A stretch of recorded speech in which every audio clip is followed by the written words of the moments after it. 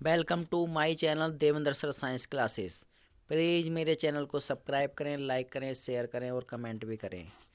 तो आज हम फिर उपस्थित हैं नई वीडियो के साथ। आज हम लाए हैं प्रैक्टिस सेट नंबर 7, जो पौधे जनन कैसे करते हैं, बायोलॉजी का एक चैप्टर है, उससे लाए हैं, जो सभी परीक्षाओं की दृष्टि से बहुत इंपॉर्टेंट है। तो क्वेश्चन नंबर 1 प्रारंभ होता है, द्विनिषेचन विशेष लक्षण है। यह निषेचन पाया जाए सभी जीवों में। नंबर 2 आवर्तजीवी पादप में। नंबर 3 अनावर्तजीवी पादप में। और नंबर 4 है सभी पादपों में। तो इसका ऑप्शन नंबर बी सही है, आवर्तजीवी पादप।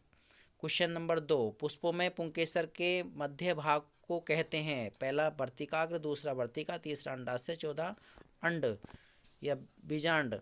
तो इसमें बी ऑप्शन वर्तिका सही है।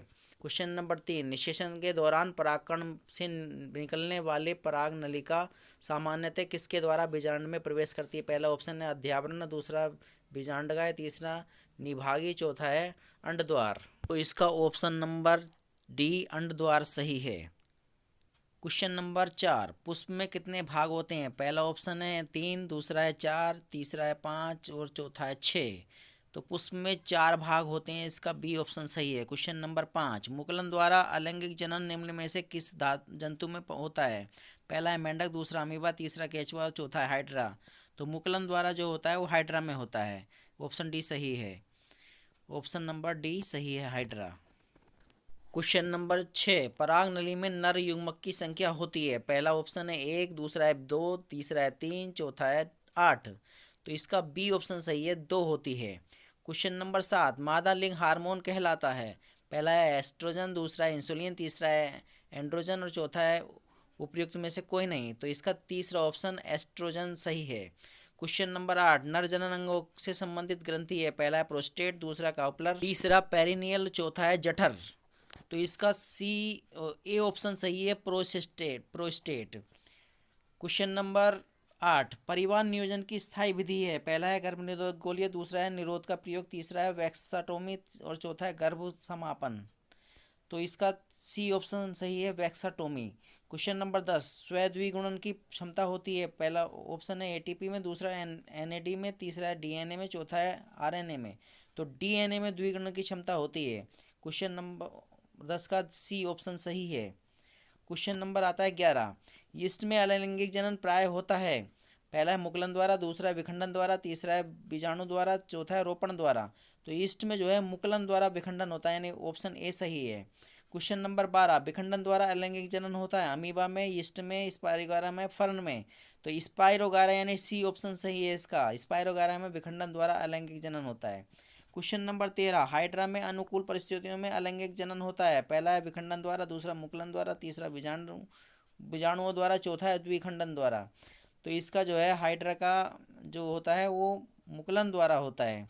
ऑप्शन नंबर बी सही है, मुकुलन द्वारा। क्वेश्चन नंबर 14 पत्तियों का कायिक प्रवर्धन होता है। नंबर ए दूध घास में, बी आलू में, सी ब्रायोफिल्म में और डी उपयुक्त सभी में। तो इसका ऑप्शन सी सही है, ब्रायोफिल्म में।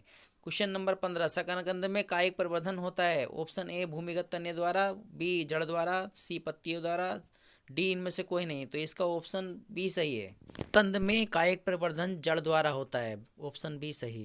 क्वेश्चन नंबर 17 निम्न में से कौन सा मानव में मादा जनन तंत्र का भाग नहीं है। इसमें नहीं है, ध्यान रखेंगे। पहला है अंडाशय, दूसरा है गर्भाशय, तीसरा शुक्रवाहिनियाँ, चौथा है डिंब वाहिनियाँ। तो इसका सी ऑप्शन सही है, शुक्रवाहिनियाँ नहीं होता है। क्वेश्चन नंबर 18 मुकुलन पाया जाता है। पहला फुलिनेरिया में, दूसरा हाइड्रा में, तीसरा लीसमेनिया में, चौथा उपयुक्त में से कोई नहीं। तो हाइड्रा में पाया जाता है। ऑप्शन बी सही है, हाइड्रा। क्वेश्चन नंबर आगे निषेचन के बाद पुष्प का कौन सा भाग फल में बदल जाता है। पहला पुंकेसर, दूसरा वर्तिका, तीसरा अंडाशय, चौथा है बीजांड। तो इसका ऑप्शन नंबर सी अंडाशय सही है। पुष्प का अंडाशय भाग फल में बदल जाता है।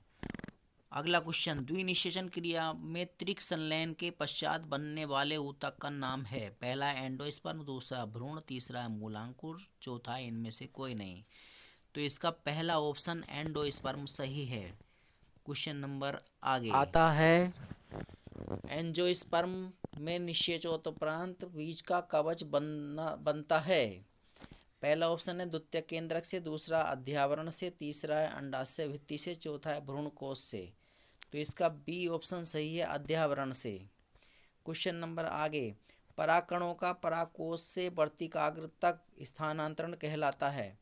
पहला ऑप्शन है परागण, दूसरा है अंडोत्सर्जन, तीसरा निषेचन, चौथा है इनमें से कोई नहीं।